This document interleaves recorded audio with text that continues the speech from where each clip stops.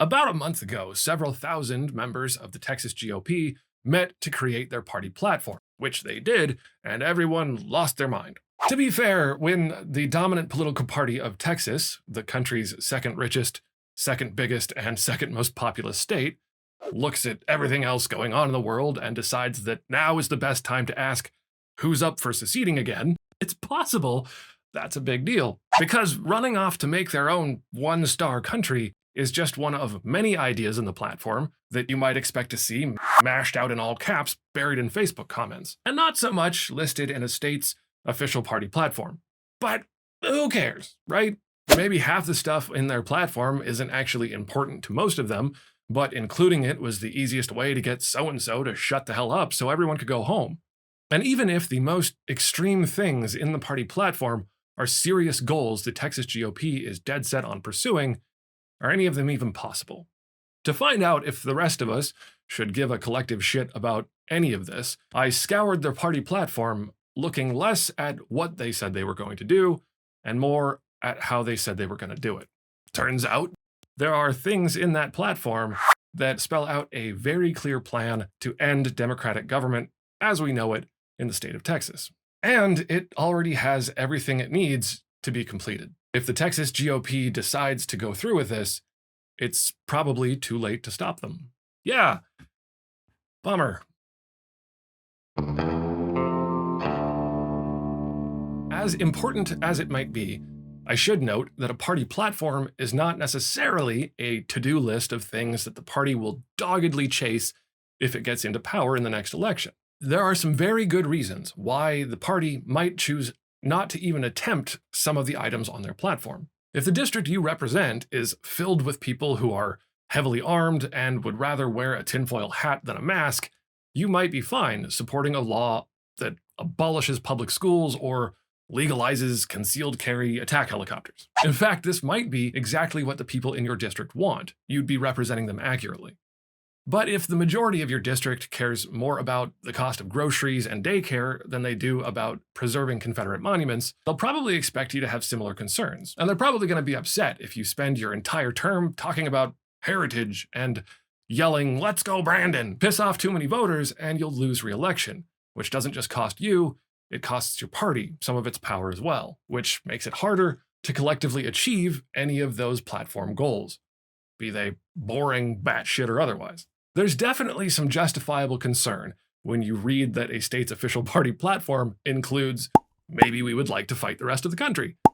But there's a good chance the party bigwigs won't ever mention these more extreme positions outside of a local election. They're usually not supported by enough party members to accomplish them. They aren't usually worth the political blowback from the public, and they usually won't survive the inevitable legal challenge made by the opposing party. Usually. Unless...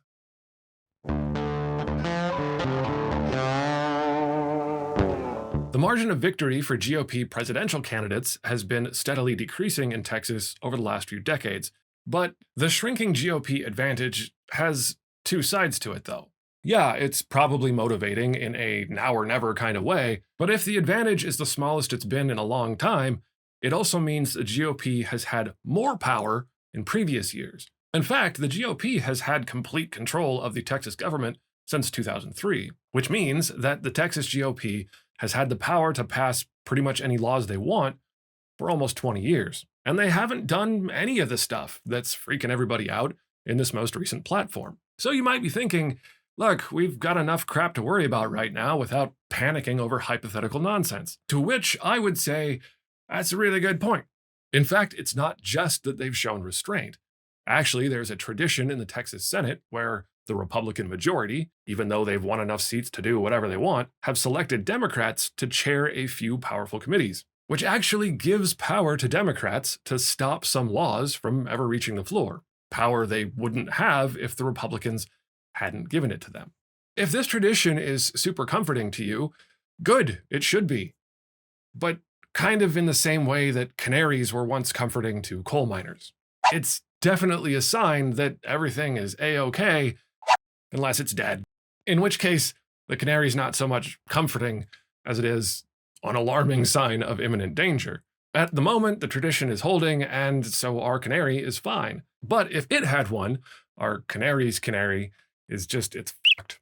In addition to their platform, this year's GOP gathering also produced a list of their most pressing legislative priorities, and kicking Democrats off their committees is right up there on the list. To give you an idea how important this is, the committee issue ranks above ending abortion in Texas. Sorting out the committees comes in second only to fighting imaginary election fraud.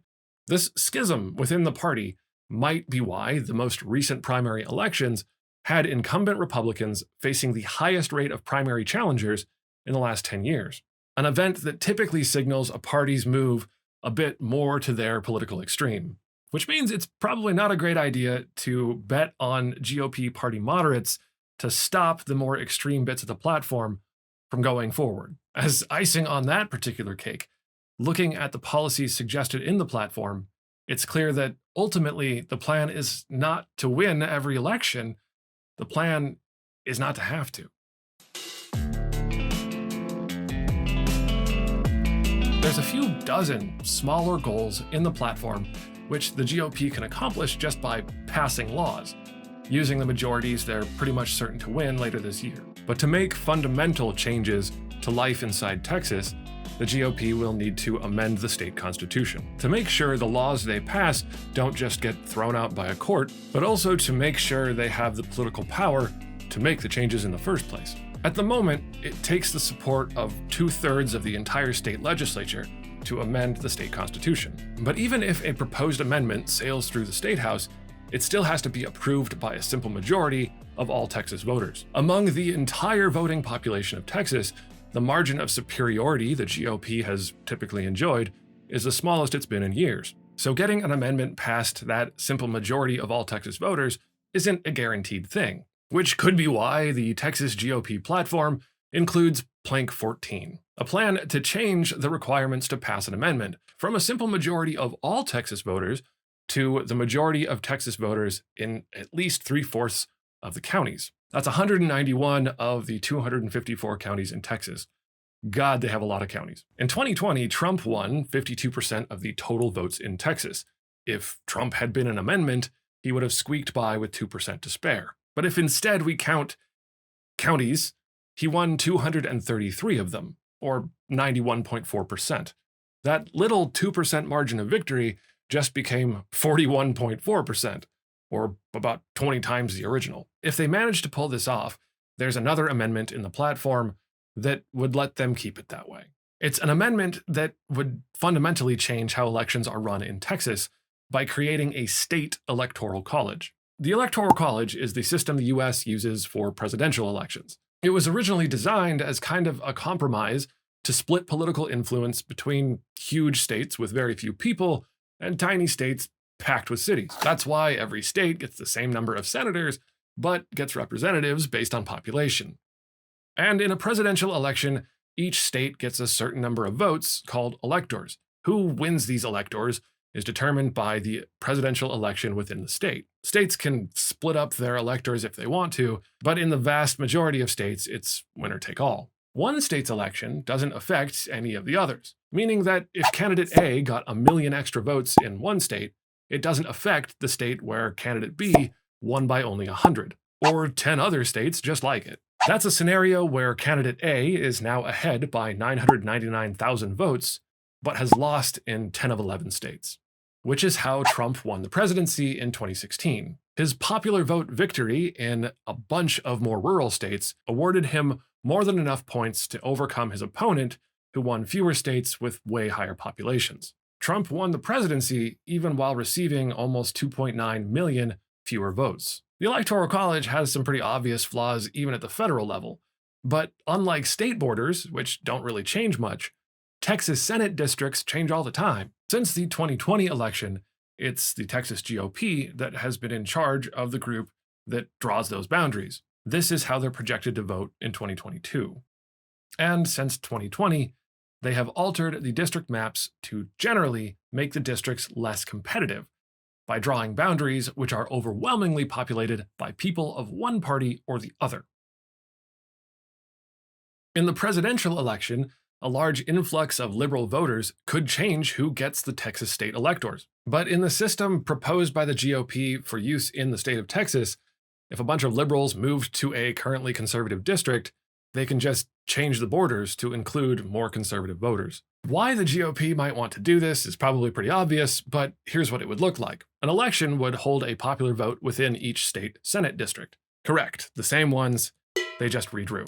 Then, whichever party wins the popular vote within that district sends an elector to the Capitol.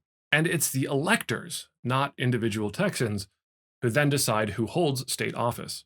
It isn't clear if a Texas voter would even know the available options to populate state offices before they go vote for their elector, who would then, I guess, choose between them. Or if the elector gets to just straight up pick whoever they want. What is clear is that even using the current map, the GOP would be able to pick every single state position, every member of the House, the Senate, governor, attorney general, you name it.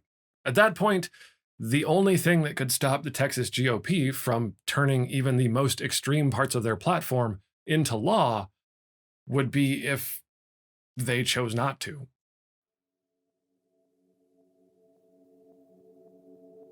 If I had read about these plans even a few months ago, I would have guessed that it was a piece of dystopian speculative fiction or some paranoid what-if conspiracy post. But even as I'm writing this, the US Supreme Court just announced it will hear a case this fall about how states run federal elections. A ruling which has the potential to allow state legislatures to do basically whatever they want in terms of the election, without oversight from any court or even their own state constitutions. Crazy gerrymandering, specific qualifications to vote, the ability for the legislature to just pick their own electors, all of that is on the table. The moving parts are different, but a ruling in this case could accomplish at the federal level what the Texas GOP is proposing to do within the state. That would be kind of a kooky coincidence, except it's not the only one. Intentionally or accidentally, the list of pivotal and decisive rulings that the court was handing down in June are almost all items specifically listed in the Texas GOP platform. To put it another way, the Supreme Court of the United States just cleared the way for the Texas GOP to enact dozens of policies which, even 6 months ago, would have been thrown out on their ass as grossly unconstitutional. Look, I didn't want to make this overtly political video about something that easily might not happen. But on the other hand, all of this comes from the official platform of the party, and this election stuff is only a small part of the Texas GOP platform. The rest of it is a vision to change nearly every aspect of life in Texas. Changes which the GOP feels passionate about enacting, but which may be largely impossible to realize without first changing the way that laws are written and elections are won. Within the state of Texas and at the federal level, these are explicit, effective, point-by-point plans to eliminate representative democracy within the next few election cycles. 2.5 years. I didn't write it, no one made them publish it, and you can check for yourself, the link's down below. Whether or not the Texas GOP decides to pursue the more extreme proposals in their platform, to propose them in the first place tells us a lot about the party. That finding the best way to do something is not important at all if you know the right way. Discussions about what the world could be don't matter when you know what the world is supposed to be, and that it's not about who earns power, it's about who deserves it. This isn't about exchanging ideas, it's not about what choices to make, it's not a debate. It would be impossible to write the platform of the Texas GOP without that perspective. And with that perspective, it's impossible to leave the rest of us alone.